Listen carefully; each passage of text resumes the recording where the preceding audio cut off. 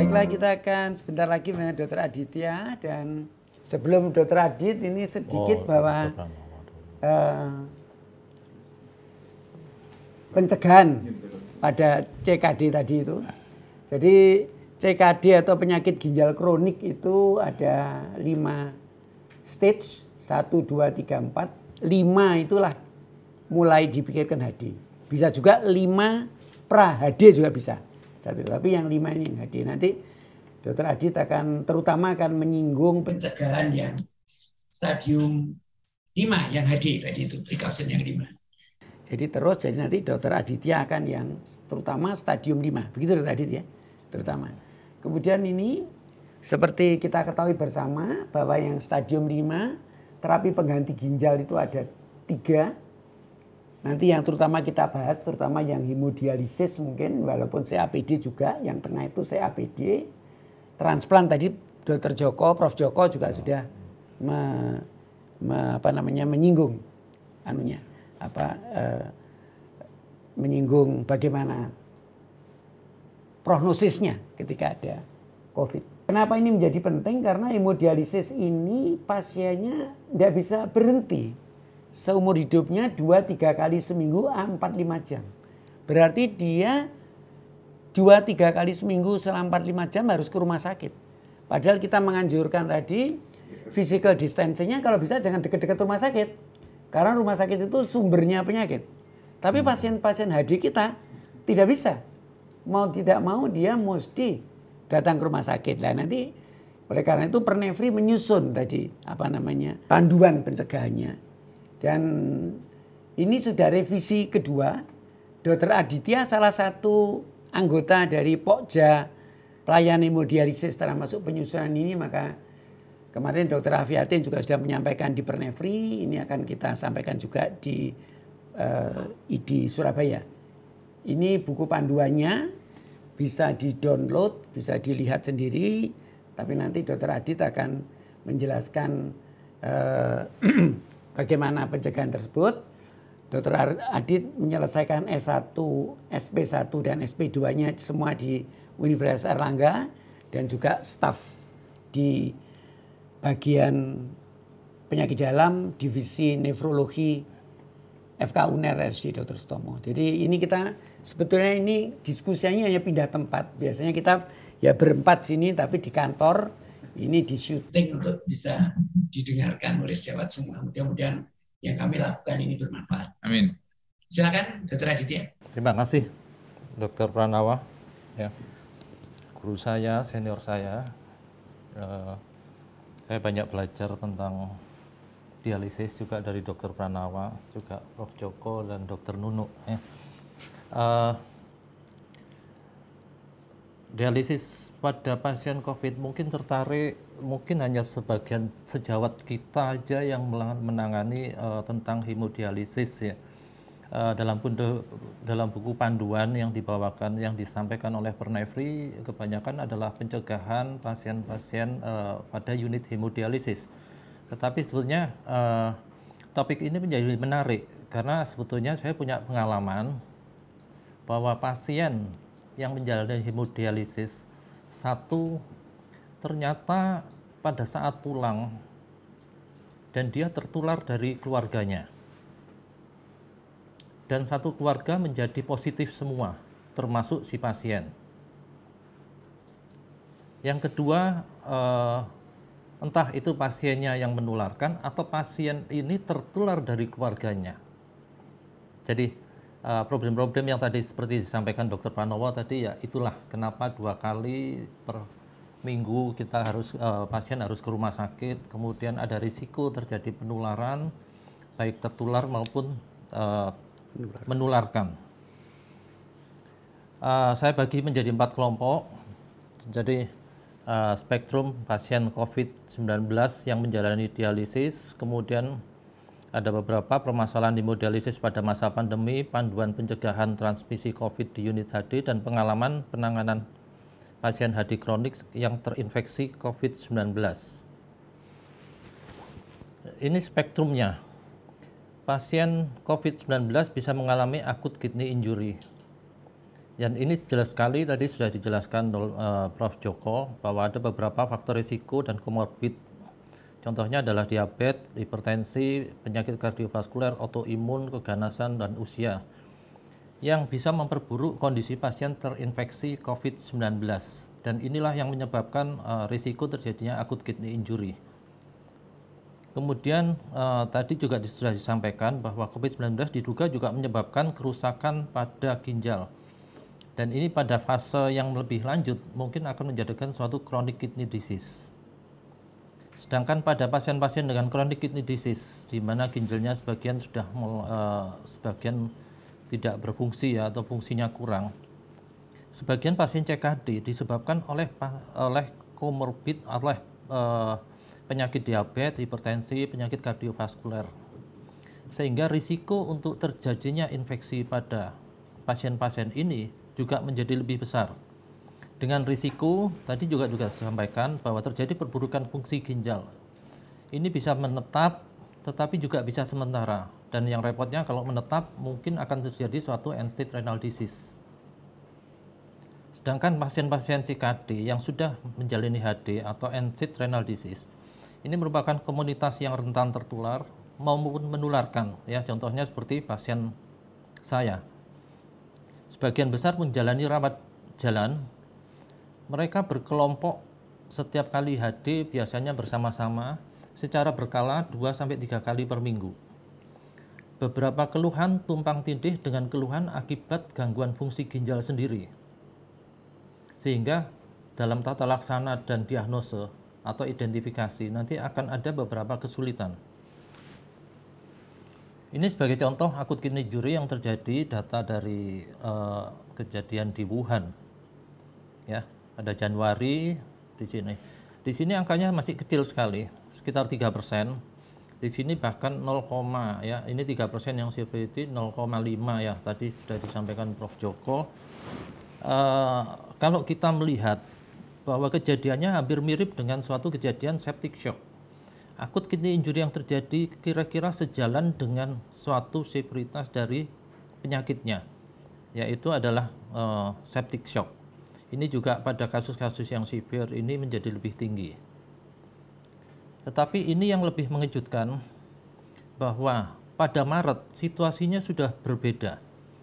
Akut kidney injury menempati urutan yang cukup lumayan ya setelah ARDS ya. Pada semua kasus 55 atau 28% ARDS hampir sama. Pada yang severe juga sama. Yang ARDS kelainan paru dan kelainan ginjal kelihatannya bersaing. Jadi AKI mempunyai angka kejadian yang lebih tinggi dari beberapa kegawatan lain. Jadi kemungkinan tidak sejalan lagi dengan shock. Ada shock dan lain-lain, tetapi ada mekanisme lain yang menyebabkan kondisi ini menyebabkan akut kidney injury. Mungkin ini yang perlu kita telaah. Apakah karena kasusnya yang banyak sehingga populasi yang terkena COVID itu menjadi lebih luas sehingga berbagai komorbid dan lain-lain itu akan berperan? Atau juga dalam proses perawatan di mana ada berbagai obat multifarmasis, ada obat-obat nefrotoksik, gangguan hemodinamik dan lain-lain yang bisa mempengaruhi akut kidney injury pada pasien yang menderita COVID. Dan pada pasien dengan AKI ada beberapa cara. Biasanya renal replacement therapy mengikuti fase akutnya. Biasanya kita nggak terlalu spesifik, jadi pada saat dia mengalami indikasi seperti anuri, seperti kreatinin tinggi, ada hiperkalemi, asidosis metabolik yang tidak terkoreksi, disitulah kita melakukan suatu tindakan renal replacement therapy. Jadi hampir sama. Kemudian modalitasnya apa? Nah, inilah masalahnya. Tidak semua unit nanti akan ada suatu unit yang khusus untuk menangani di ICU maupun di ruang isolasi. Beberapa unit seperti di beberapa rumah sakit di Surabaya saya kira sudah ada ya unit HD yang bisa melakukan suatu tindakan HD di ruang ICU maupun ruang isolasi. Tetapi sebagian tidak bisa, sehingga betapa sulitnya pasien-pasien ini harus dibawa ke ruang unit HD. Risiko transportasi, kondisi pasien, risiko penularan, dan lain-lain. Beberapa saran dari International Society of Neurology adalah pilihannya adalah peritoneal dialisis. Oh, saya lupa. Saya lebih menekankan pada hemodialisis pada topik ini oleh karena kalau peritoneal dialisis biasanya kita tidak terkait dengan pasien ada di rumah, transplant juga ada di rumah, sehingga risiko penularan dia risikonya ada di dalam rumah, termasuk dengan risiko kondisi pasien. Tetapi hemodialisis mempunyai kekhususan oleh karena dia harus pulang pergi ke rumah sakit. Kemudian pilihan kalau untuk ICU juga bisa SLED maupun CRRT. Ya, tentunya biayanya cukup mahal. Ada model yang hemofiltration, high volume hemofiltration atau absorben dan lain-lain. Beberapa di Indonesia sudah menjalankan, tapi sekali lagi ini adalah biayanya cukup mahal. Sedangkan pasien pada CKD sampai saat ini adalah belum ada laporan resmi. Diperkirakan sekitar 2,5%. Ya, sekali lagi, tapi ini adalah belum ada laporan resmi. Tetapi dengan suatu kondisi bahwa pasien-pasien ini adalah imunitasnya cukup rendah, berbagai komorbid ada, kemudian dia harus transportasi ya beberapa kali seminggu harus ke rumah sakit, sehingga ini menjadi berisiko menjadi terinfeksi COVID-19. Ini adalah suatu data atau suatu gambaran bahwa COVID bisa disebabkan oleh karena suatu epidemiologi faktor atau lingkungan. Kemudian secara klinis kita bisa melihat presentasinya adalah biasanya panas, batuk, mialgia, kemudian fatigue, kemudian gangguan pada rasa dan lain-lain. Kemudian ada beberapa pemeriksaan. Untuk secara epidemiologi saat ini menjadi sulit. Beberapa kriteria yang lama biasanya pasien pulang dari luar negeri, area yang sudah terjangkit. Saat ini adalah kontrak transmisi lokal mungkin sering terjadi pada pasien-pasien dengan OTG. Kemudian kalau kita melihat gejala yang ada, batuk, saya kira pasien-pasien hemodialisis seringkali batuk, terutama pre-HD mereka mengalami batuk oleh karena mulai terjadi suatu overload. Mialgia, mungkin hampir semua ya pasien end-stage renal disease mengalami HD, mengalami keluhan yang sama. Fatigue juga sama, apalagi biasanya disertai anemi. Jadi keluhan-keluhan ini sering terjadi. Kemudian yang seringkali kita jadikan cara untuk melakukan diagnosa adalah pemeriksaan DL, adanya leukopenia dan kemudian ditambah dengan pemeriksaan radiologi, fototoraks maupun CT scan toraks, kemudian serologi dan PCR. Ini juga suatu tumpang tindih ya. Pada fototoraks kalau kita lakukan pada pre-HD kemungkinan bahwa dia tumpang tindih dengan adanya udem paru. Sehingga gambaran-gambaran khas pada COVID mungkin akan tertutup. Jadi ada kesulitan dalam identifikasi pasien-pasien HD yang mungkin terinfeksi COVID-19. Jadi permasalahan yang mungkin bisa saya rangkum, satu, adanya risiko peningkatan kasus COVID, risiko kejadian AKI, akut on TKD, bisa akibat langsung oleh karena virusnya, akibat adanya suatu komorbid, kemudian dan lain-lain ya, faktor perawatan, multifarmasis, dengan risiko jangka panjang bisa menjadikan suatu end-stage renal disease. Kemudian risiko pasien end-stage renal disease yang HD kronis. Pasien ini bisa terinfeksi maupun menginfeksi. Kondisi ini disebabkan oleh pasien bolak-balik ke unit HD, balik lagi ke lingkungan rumah, kembali lagi ke unit HD, belum lagi faktor transportasi. Kemudian ada beberapa faktor di mana fasilitas dan sistem masing-masing unit mungkin setiap daerah berbeda. Ya, pada intinya sama, tetapi karena suatu kebutuhan, karena sesuatu kemampuan mungkin menjadi berbeda. Yang kedua, ketersediaan fasilitas hemodialisis. Untuk AKI ICU setting, Biasanya terkait dengan suatu derajat keparahan. HD-nya bisa konvensional, bisa hibrid, bisa juga CRRT. Kemudian pasien kita untuk end-stage renal disease yang rawat jalan biasanya model bangsal.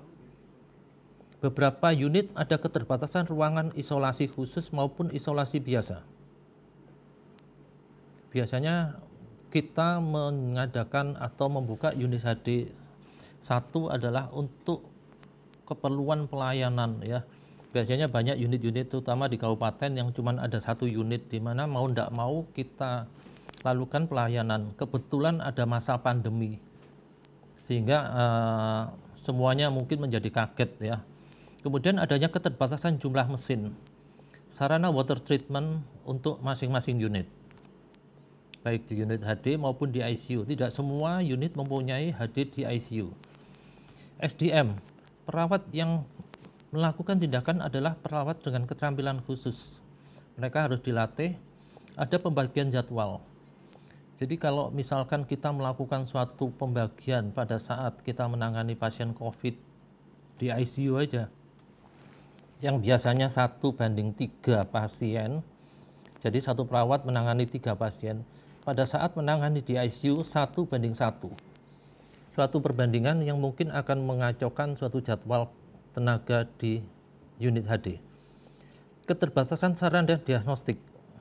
Tadi sudah saya sampaikan bahwa beberapa keluhan mungkin overlapping atau tumpang tindih dengan keluhan pasien gagal ginjal kronik yang menjalani HD.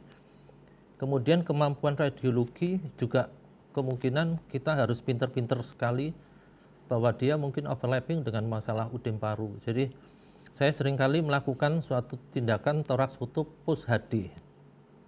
Kalau pre-HD nanti tumpang tindih. Sensitivitas dan spesifisitas untuk pasien dengan kondisi uremik tidak pernah ada yang tahu.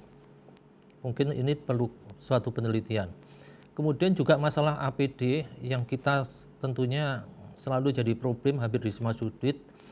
APD apa yang sebetulnya kita pakai? Pemilihan level APD sangat diperlukan. Kekhususan untuk pasien HD. Jumlahnya seringkali adalah pasien kebanyakan rawat jalan dengan penyebab dan komorbid diabetes, hipertensi, dan penyakit kardiovaskuler, terjadwal 2-3 kali seminggu dari rumah ke rumah sakit secara berkala berkunjung ke fasilitas yang termasuk zona merah. Ada risiko transmisi lokal saat perjalanan, saat di rumah. Jadi sulit sekali kita kalau mau mengandalkan suatu isolasi mandiri. Kemudian keluhan batuk, demam, sesak adalah keluhan yang memang sering diderita oleh pasien HD. Kemampuan radiologi perlu menyingkirkan gambaran tumpang tindih dengan udema paru. Jadi pasien harus kemungkinan dimintakan suatu toraks foto pada saat berat badan kering. Juga menyebabkan keterlibatan unit lain. Secara tidak langsung kita menambah suatu risiko transmisi lokal pada unit-unit lain. Kemudian di dalam unit HD sendiri, risiko transmisi di unit HD antar pasien, pasien dengan pasien, pasien dengan pengunjung, pasien dengan tenaga kesehatan maupun, jadi 3 faktor ini, 3 pengunjung ini ya, pasien, pengunjung, dan tenaga kesehatan mungkin akan saling. Kemudian setelah pulang, semuanya membawa risiko penularan di rumah. Kemudian pencegahan transmisi di unit HD. Berbagai pedoman ada dari Kementerian Kesehatan sudah ada, dan karena unit HD mempunyai suatu kekhususan dari Perhimpunan Nefrologi Indonesia membuat panduan khusus, yaitu panduan pencegahan transmisi COVID-19 di unit hemodialisis. Panduan meliputi 1 screening untuk pasien, untuk pendamping atau penunggu pasien maupun untuk staf. Sebetulnya yang di screening adalah sama ya, gejala demam, sakit tenggorokan, batuk, pilek, sesak, dan lain-lain, perjalanan dan wilayah transmisi lokal, kontak, dan lain-lain. Ya. Dan ini menjadi agak sulit disarankan karena kalau pasien sudah berkumpul, jadi bisa dibayangkan misalkan seperti di unitnya Dr. Nunu, pada saat pagi, shift pagi, itu ada 60 pasien yang rata-rata didampingi oleh 1 penunggu. Jadi 120 orang kumpul dalam waktu yang sama. Jadi disarankan melakukan suatu komunikasi per telepon sebelum pasien datang ke rumah sakit. Ya, beberapa unit HD sudah mempunyai HP tersendiri sehingga bisa berkomunikasi dengan masing-masing rumah sakit pasiennya. Kemudian dilakukan pengukuran suhu, ada pemisahan ruang tunggu pasien yang mempunyai gejala dengan tanpa gejala. Disarankan tidak bergerombol di ruang tunggu. Kemudian apabila pasien dengan gejala sebaiknya menunggu di mobil, terpisah dari yang lain. Kemudian semua penunggu dan pasien maupun staf wajib memakai masker. Jadi ini saya ambil dari panduan pencegahan transmisi yang ada di buku juga ya, ada leafletnya. Kemudian dengan pemilihan itu kita membeda-bedakan pasien dengan gejala, kita kategorikan adalah konfirmasi positif, PDP, ODP, dan OTG. Biasanya adalah kalau dua ini adalah rawat inap menjadi agak lebih mudah. Ya, yang ODP dan OTG ini yang biasanya berkeliaran dan kita nggak tahu. Pembagian ini adalah gunanya untuk menentukan ruang isolasi, yaitu kalau memang ada sebetulnya adalah isolasi secara airborne dengan tekanan negatif, tetapi bisa juga tekanan tanpa tekanan negatif. Kapan kita gunakan yang isolasi biasa, kapan enggak, kita bedakan aja. Bahwa pada dengan PDP maupun yang konfirmasi positif biasanya terjadi keluhan pada paru, di mana pada saat dia ada keluhan paru atau kelainan pada paru, kemungkinan dia batuk, kemungkinan dia mendapatkan suatu tindakan seperti nebulizer dan lain-lain, sehingga kategori dari droplet berubah menjadi airborne. Kemudian apabila ruang isolasi tidak ada, nah inilah yang diperlukan suatu modifikasi, dilakukan fixed dialysis care. Disarankan pasien tetap melanjutkan hadir di tempat tersebut. Jadi pasien yang opname di suatu rumah sakit, di mana di situ ada unit HD, sebaiknya pasien tidak melakukan traveling hanya untuk menuju tempat HD yang ada ruang isolasinya. Tetap bahwa dalam kondisi wabah ini adalah mencegah penularan, melibatkan banyak orang dalam saat pasien dipindahkan, transportasi dari rumah sakit ke rumah sakit tentunya selalu berisiko. Kemudian ada beberapa ruangan, beberapa unit mempunyai ruang hepatitis, tetapi harap diingat, ruang hepatitis hanya bisa dipakai untuk pasien yang dengan COVID positif dan menderita hepatitis B. Jadi jangan karena ruang hepatitis adalah ruang isolasi kemudian dipakai juga untuk COVID. Kecuali ruangan hepatitis atau ruang isolasi itu belum ada pasien dan tidak pernah dipakai, silahkan memakai ruangan tersebut. Apabila terpaksa dilakukan hadir di ruang biasa, lakukan di luar jadwal, biasanya disebut shift ketiga, kemudian jarak antar pasien dan lain-lain itu adalah kurang lebih 1,8. Ini adalah standar yang kita pakai, ada 1, 2, 3 ya. Kalau tadi disebut adalah standar 3 adalah untuk pasien-pasien yang memang sudah teridentifikasi OTG, ODP, PDP maupun konfirmasi. Kemudian biasanya kita memakai yang level 2 lah. Kemudian yang paling penting adalah edukasi, meminta pasien menelpon lebih dahulu kalau ada gejala, karena ini untuk keamanan semua dan untuk pengarahan pasien pada saat dia menuju ke rumah sakit. Kemudian diberi suatu pengumuman peringatan bahwa sebaiknya pasien jujur melaporkan segala keluhannya, kemudian pasien memakai masker dan secara rutin menjaga cuci tangan, etika batuk dan lain-lain. Ya. Jadi yang diperlukan adalah edukasi bahwa pasien berisiko menularkan pada orang lain maupun tertular dari orang lain. Kemudian untuk unitnya sendiri harus disiapkan masker, hand sanitizer, tempat sabun dan tisu. Kemudian biasanya staf mendapat pengetahuan bahwa bagaimana COVID itu menular sehingga kita bisa melakukan suatu identifikasi, bisa melakukan suatu pencegahan di unit HD. Apabila gejala, kita sarankan untuk berhenti bekerja atau di rumah dulu dan mengikuti suatu rekomendasi untuk suatu penelusuran COVID. Nah, ini pengalaman ya. Nah, kenapa saya sampaikan pengalaman? Seringkali apa yang ada dalam panduan tidak ada dalam vaskes kita. Jadi kita perlu melakukan suatu modifikasi. Tentunya modifikasi itu harus melakukan dengan sebaik mungkin, tidak melanggar suatu prinsip-prinsip. Jadi modifikasi yang dilakukan adalah identifikasi pasien sedetail mungkin. Jadi nanti pada slide berikutnya saya sampaikan sedetail mungkin itu tidak hanya pasien itu dari mana, tetapi juga siapa saja, keluarganya bagaimana. Ya, perlakuan untuk mencegah risiko tertular dan menular di unit berdasarkan cara penularan. Kemudian edukasi untuk mencegah pasien dan keluarga tertular dan menularkan di luar unit. Jadi apa saja yang mereka harus lakukan saat tidak ada di rumah sakit. Bukannya pengamanan fasilitas kesehatan dan sumber daya manusia yang ada di unit HD sehingga tidak ikut tertular maupun menjadi sumber penularan. Jadi yang saya lakukan waktu itu adalah satu, sosialisasi pemakaian masker. Tidak mudah karena kita tidak terbiasa pakai masker. Ini kita lakukan pada saat pertama kali Jakarta mengumumkan adanya suatu kasus yang positif. Ya. Biasanya kita berdebat dulu karena pasien-pasien dan maupun pendamping merasa sehat. Kenapa harus pakai masker? Selama tindakan HD, pendamping menunggu di luar ruangan. Ini juga perlu sosialisasi.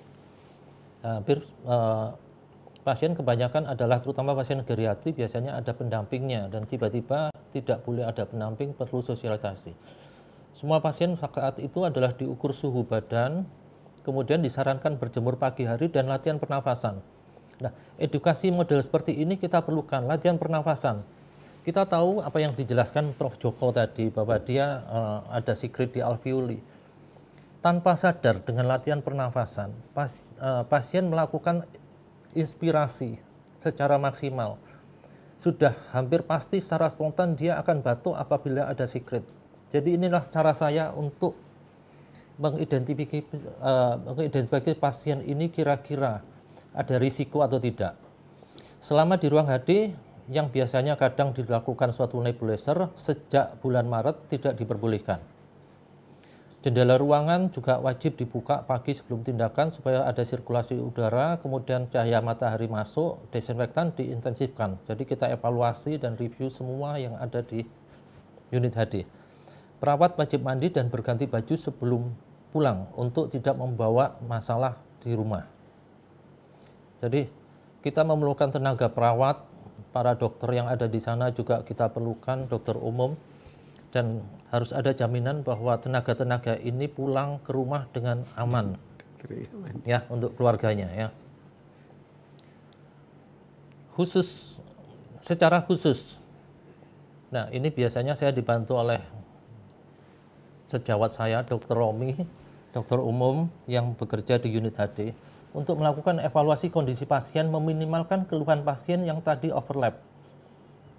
Cari kenaikan berat badan yang berlebihan, pasien-pasien apa saja. Kemudian yang memakai CDL, apakah ada riwayat demam? Karena nanti akan ada suatu overlapping. Kalau demam kita bingung. Yang biasanya riwayat sesak atau beberapa mengalami suatu infeksi paru yang berulang. Itu kita identifikasi untuk kita kelompokkan. Pasien yang sering mengalami penurunan HB, karena nanti kalau sesak juga repot. Pasien dengan nutrisi yang kurang, kemudian ada beberapa perawat yang kita off-kan. Oleh karena pasien itu menderita sakit kronis. Kemudian melakukan evaluasi kondisi ruangan, mengatur area-area di unit HD. Kemudian evaluasi ruangan isolasi, juga evaluasi ketenagaan. Kemudian kita melakukan identifikasi risiko. Penularan pada umumnya sampai sekarang melalui droplet. Sehingga semua objek yang harus diantisipasi adalah satu, pada saat pemeriksaan dan fungsi vaskuler, jarak biasanya kurang dari 1 meter. Ini perlu kita antisipasi apa yang perlu kita lakukan atau kita siapkan. Tangan dan badan pasien berisiko sudah terkontaminasi droplet selama mungkin di rumah, perjalanan, dan lain-lain. beberapa pasien yang membutuhkan oksigen, sehingga risiko menimbulkan aerosol. Jadi kita identifikasi pasien ini kira-kira membutuhkan oksigen atau tidak. Berapa banyak oksigen yang kira-kira biasa dipakai pasien. Kemudian pasien-pasien yang menderita sesak, batuk, berisiko menimbulkan aerosol ya pada saat batuk.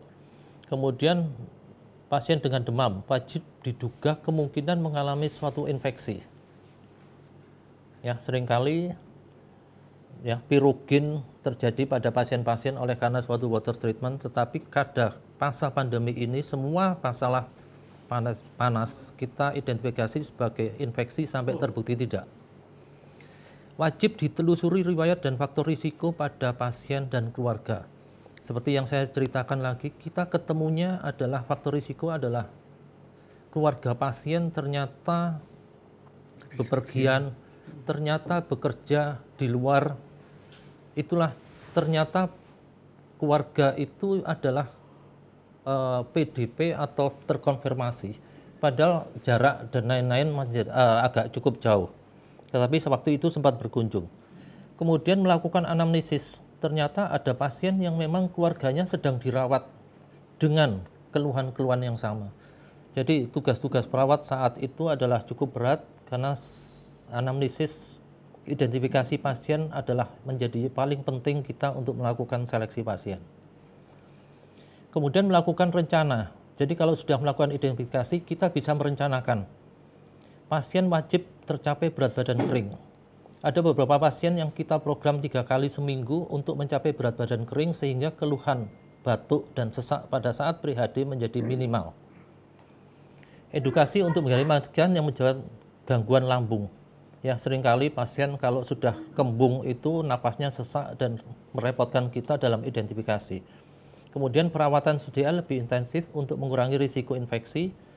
Kemudian setelah kita bisa identifikasikan, dilakukan pengelompokan. Pemisahan pasien-pasien yang sering dan sedang mengalami gangguan pernapasan pada shift atau area yang berbeda. Ada pasien sesak, pasien batuk, pasien yang butuh oksigen. Pasien dengan PDP atau confirm dikerjakan di ruang isolasi dan pasien ventilator dikerjakan di ruang HD di ICU.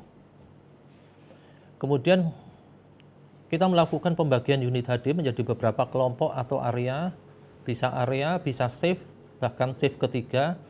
Pasien tanpa keluhan diareakan tersendiri. Ada bed 1 sampai sekian adalah area untuk pasien-pasien tanpa keluhan.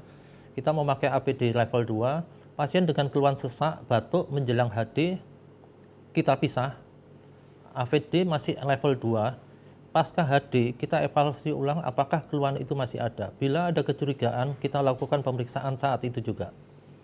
Pasien dengan keluhan pernafasan disertai demam, kita diskusikan sama tim Pinire, kemungkinan PDP atau bukan. Dan untuk yang confirm positif, pasien HD di ruang isolasi dengan APD level 3. Kondisi saat ini, 2 pasien yang reguler terinfeksi COVID.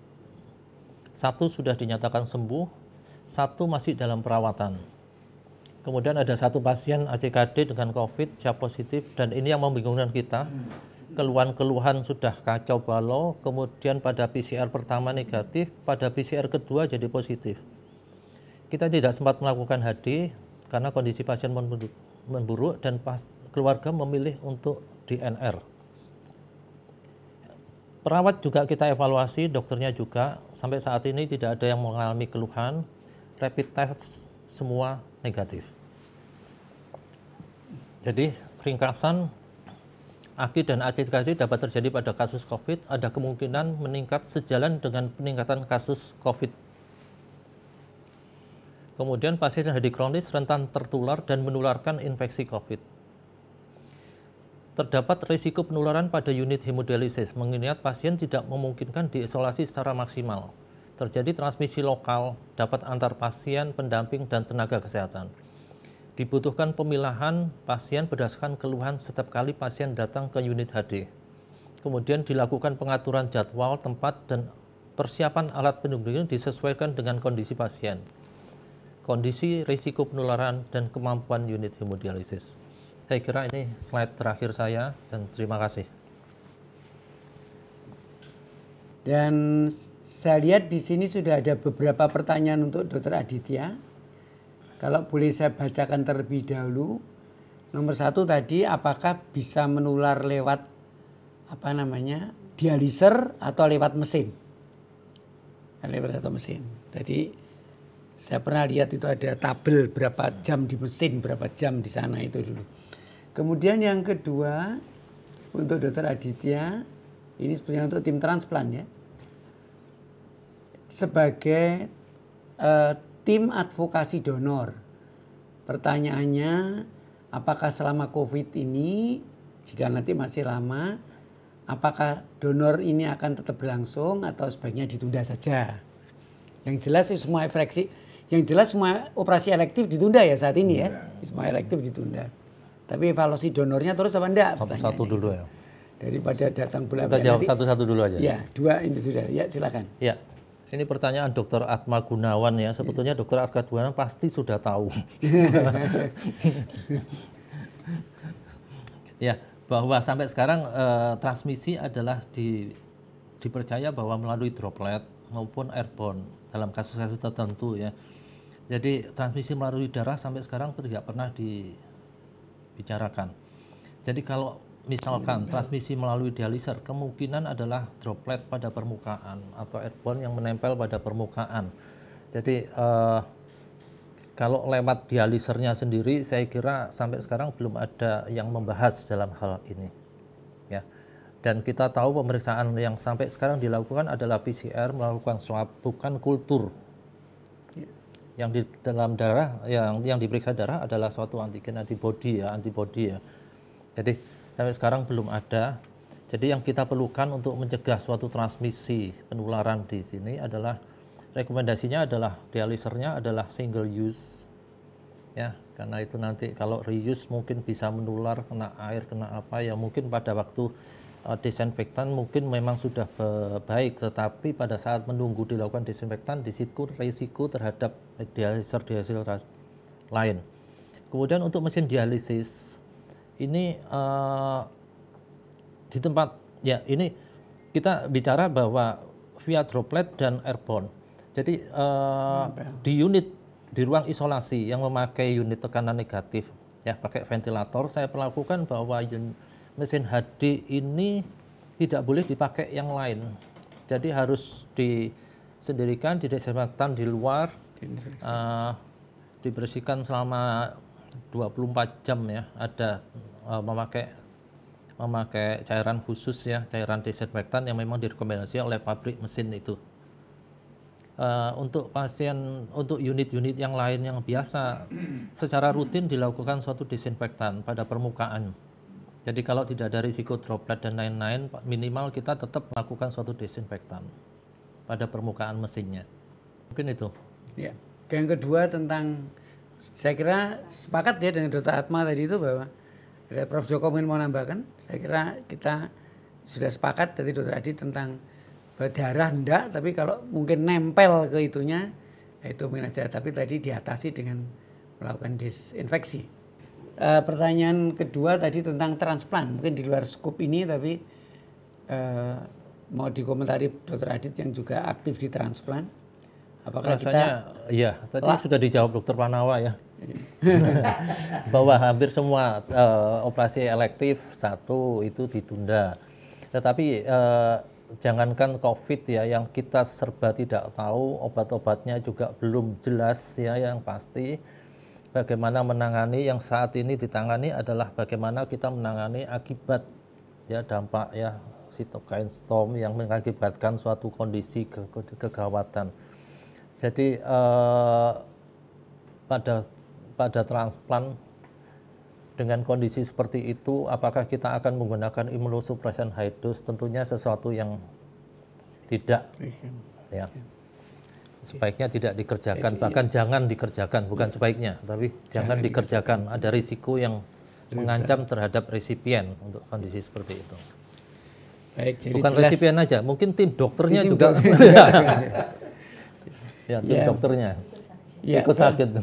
Terus terang banyak sekali pengalaman kita bahwa ada pasien yang disiapkan operasi karena harus urgent diperiksa, rapid test negatif, beberapa hari post-op, PCR swab-nya positif. Heboh satu rumah sakit. Jadi memang ini menjadi dilema kita untuk pasien-pasien yang urgent operasi. Urgent, yang urgent. Kalau tidak urgent, mesti kita bisa tunggu swab-nya dulu. Urgent HD juga. Nah, urgent HD juga ya, makanya. Nah, ini sekarang pertanyaannya. Untuk kapan kita memeriksa rapid test untuk pasien-pasien HD kita? Ini pertanyaan sensitif sekali. Karena di sini pertanyaannya ada beberapa rumah sakit yang mau dialisis wajib harus rapid test dulu. Nah, ini pertanyaannya, mau dialisis yang mana? Mau dialisis baru, ada aturannya. Mau dialisis rutin, mau dialisis, apa ada seminggu sekali, apa 3 minggu, sesuatu yang memang belum ada patokannya. Tapi nanti Dokter Adit dari pengalamannya mungkin bisa cerita juga. Prinsipnya sebenarnya kita tidak boleh maksa ya, tapi harus ada indikasi-indikasi yang ada.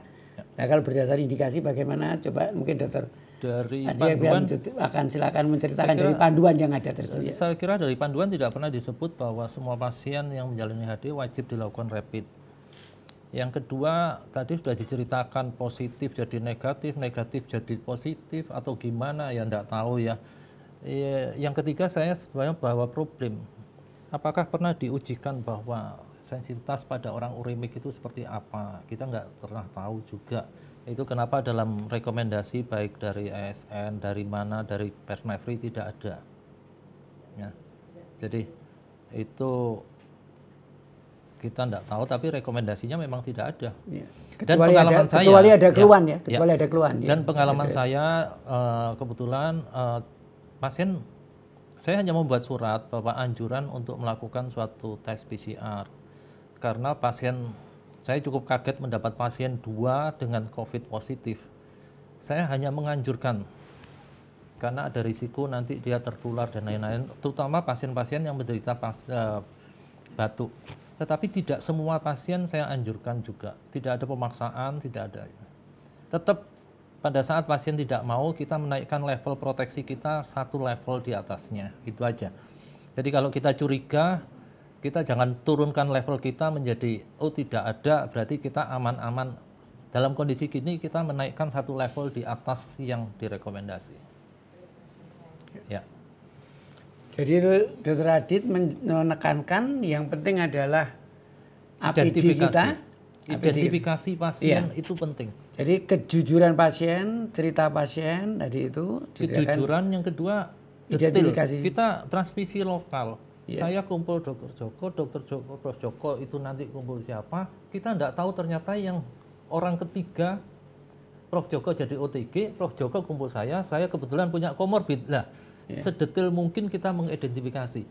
2 yang positif itu setelah diidentifikasi itu lucu, dari klaster haji yang sudah dinyatakan negatif. Sudah dinyatakan negatif, karena dinyatakan negatif dari isolasi, kemudian dia besuk kakaknya yang sakit hemodialisis. Disitulah masalah, dan yang sudah negatif dites lagi jadi positif. Ya, barang baru semuanya. Jadi semuanya masih banyak sekali yang perlu kita perhatikan.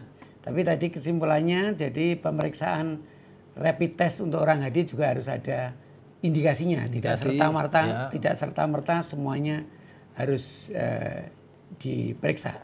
Semua ketahuan karena suatu anamnesis, identifikasi secara anamnesis yang lebih detail, kemudian klinis. Ya, kecurigaan-kecurigaan itu ke arah sana. Baik, mungkin ada lagi pertanyaan ini saya baca dari sini, dari chatnya ini. Mungkin ada lagi yang akan bertanya langsung. Ini karena biasanya. Karena tidak banyak saya lihat pesertanya ini yang menangani hemodialisis, tapi ada beberapa. Tapi mungkin untuk yang di luar mungkin tidak menangani hemodialisis Dr. Pranowo, tetapi mungkin ada pasien dengan gejala kebetulan di lingkungannya ada pasien HD.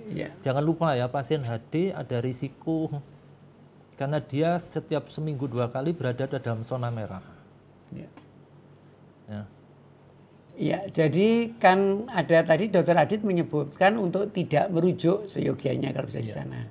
Masalahnya ada unit tertentu yang kebetulan ada pasiennya COVID positif, mesinnya hanya 5 atau 6, tidak ada tempat. Kapan itu harus merujuk? Saya kira tadi juga ada di protap, mungkin ya, ada gimana Dokter Adit menganjurkan untuk kajian itu? Nah, di sini sudah ada dalam panduan bahwa dilakukan pada shift ketiga. Beberapa laporan itu justru yang lucu adalah pasien tetap dirawat di rumah sakit X. Karena di sana tidak ada ruang isolasi, pasiennya yang disuruh ke rumah sakit B, akhirnya terus kembali lagi. Ini sesuatu yang sebetulnya tidak, kalau menurut prinsip penularan, kalau bisa diisolasi di satu tempat, lah ini kok disuruh wirawiri. Ini sesuatu. Kalau memang rumah sakit itu bukan atau tidak ada suatu indikasi rujukan yang jelas, pastinya yang dipindah. Cuma masalahnya ruang RIK dan lain-lain saat ini terbatas. Tapi dalam kondisi terbatas begitu, lakukan pada shift ketiga itu rasanya masih cukup. Dan pada panduan ada kok. Ya. Cara-cara itu bisa dikerjakan di setiap unit HD. Ya. Jadi kalau ada pasien COVID, kalau ada tempat khusus silahkan. Kalau tidak ada tempat khusus, shift ketiga. Kalau tidak ada, tadi disebutkan jaraknya harus lebih sekian meter di pojok. Ya. Kalau terpaksa sekali, tadi Dokter Adit menganjurkan kalau merujuk bukan di HD di tempat lain kemudian pulang balik, tapi kalau ya pindah ke sana. Pasien. Ya, pasiennya yang dipindah. Rujuk pasien bukan rujuk HD. Bukan rujuk HD. Ya. Rujuk pasien pindah. Dan satu catatan ketika merujuk harus sudah komunikasi dulu antar penanggung jawab HD. Jangan pasien yang memang dilepas demikian saja. Saya sendiri khawatir pada saat tenaga perawat dan dokter di unit itu diperiksa semua, saya termasuk was-was. Ini kalau 2 positif atau 5 positif aja saya sudah tutup. Ini. Dan ternyata negatif. Jadi ya ini suatu pengalaman, sesuatu yang baru, suatu pengalaman. Tapi ternyata semua jalan lancar. Tapi jelas kita off-kan 2 tenaga sejak awal. Karena ada komorbid yang saya anggap suatu risiko. Jadi yang lebih penting menilai itu adalah paling penting. Jadi yang juga penting diperiksa sebetulnya bukan pasiennya ya, tenaganya. Kita bisa menjadi host. Ya, tenaganya yang penting harus diperiksa. Tenaganya yang saya kira perlu juga untuk kita diperiksa. Bisa menjadi sumber yang tidak terlihat. Baik dokternya maupun perawatnya. Tadi saya tertarik tadi Dokter Adit menyebutkan bahwa di guideline tidak ada, tapi Dokter Adit mengatakan kebijakan bahwa perawatnya supaya tidak membawa pulang harus mandi di rumah sakit. Nah, ini rumah sakit harus menyediakan ekstra kamar mandi. Dokternya apa juga boleh mandi di sana atau dokternya mandi di mana? Tidak, semua. Semuanya. Dan itu saya lakukan juga pada BPDS saya kira. Ya. Karena beberapa sebagian bagaimana kalau berhenti kerja, bagaimana kalau berhenti sekolah, daripada kamu ketularan, terutama yang punya anak kecil, daripada anak saya ketularan kamu sakit, anakmu ketularan, nanti tidak jelas semua. Yang jelas adalah kalau kamu isolasi, istilahnya kamu keluar dari situ, kamu lebih aman. Nah, tentunya hal-hal seperti ini adalah problem sosial yang kita juga harus selesaikan. Itu kenapa Anda bekerja di rumah sakit dengan cara aman, Anda pulang juga aman untuk Anda dan keluarga. Itu yang paling penting. Baiklah, ini catatannya Dokter Adit ini penting sekali. Baiklah, saya kira kita sudah cukup lama berbincang ini. Tadi kita mulai 8:30. Sudah lebih jam 11. 10:30, 11. Cukup panjang dan mungkin kita sudah hampir sampai di penghujung acara kita. Sebelum kami akhiri, saya ingin sedikit mungkin menyampaikan, mungkin ada beberapa pesanan dari tim dalam rangka penata laksanaan COVID di penyakit ginjal. Tadi sudah dijelaskan, Prof. Joko menjelaskan patofisiologinya. Ada 2 pasien di sini kelompok, 1 pasien COVID yang mengalami akut kidney injury dan kelompok pasien CKD yang mengalami COVID. Kemudian isu yang sangat menarik tadi disampaikan Dr. Nunu tentang penata laksanaan hipertensi pada COVID, di mana ada kontroversi penggunaan ACE ARBs. bukti yang ada saat ini menyimpulkan bahwa kita tidak perlu menghentikan ACE dan ARVs. Kemudian Dr. Aditya sudah menyampaikan betapa pentingnya untuk menghindari penularan COVID ini di antara pasien hemodialisis. Dipilih hemodialisis sebagai diskusi karena pasien hemodialisis harus datang ke rumah sakit setiap minggu 2-3 kali selama 4-5 jam di sana. Dan ini bisa membawa risiko pasiennya menularkan, tapi juga ada risiko pasiennya ketularan. Oleh karena itu tadi disampaikan berapa kiat-kiat untuk itu. Dan kalau saya boleh maju mundur lagi ke depan tadi, bahwa dalam penanganan COVID yang kita diskusikan tadi menyakup 2 area tadi itu. Satu area prevensi, yaitu mencegah orang yang sehat tidak terinfeksi COVID. Kemudian kita mencari dengan deteksi dini seluas mungkin mendapatkan pasien COVID untuk diidentifikasi. Yang ketiga, mencegah penularan, penyebaran pasien yang menderita COVID pada lingkungannya. 3 ini. Kemudian penata laksanaan yang adekuat, baik terhadap penyakitnya maupun komplikasinya, dan khusus hari ini kita mendiskusikan untuk hubungannya COVID dengan penyakit ginjal. Dan yang terakhir adalah yang harus kita pikirkan adalah rehabilitasi pasien pasca menderita penyakit COVID. Rehabilitasi sudah barang tentu akan meliputi sesuatu yang sangat luas, baik rehabilitasi individu maupun rehabilitasi sosial. Saya kira dengan mengucap alhamdulillah, kita bersyukur bahwa pada hari ini kita bisa mendiskusikan penata laksanaan pasien-pasien ginjal khususnya yang mengalami COVID. Mudah-mudahan diskusi hari ini bermanfaat untuk kita semua, para dokter yang merawat, merupakan manfaat untuk pasien yang dirawat, dan mudah-mudahan merupakan ibadah untuk kita semua. Saya ucapkan terima kasih pada IGI Cabang Surabaya dan Fakultas Kedokteran UNER, PABDI, dan sudah barang tentu Pernefri yang memayungi kita pada pagi ini atas kerjasama semuanya sehingga acara ini bisa berjalan. Dan juga terima kasih semua kru yang ada di sini, sehingga sesuatu yang kira-kira 5 tahun lalu kita tidak bisa bayangkan ada acara seperti ini, sekarang betul-betul terrealisasi. Saya duduk di sini, yang mendengarkan di rumah sana bisa, di kantor bisa, semua bisa mendengarkan. Terima kasih. Kami tutup. Wassalamualaikum warahmatullahi wabarakatuh.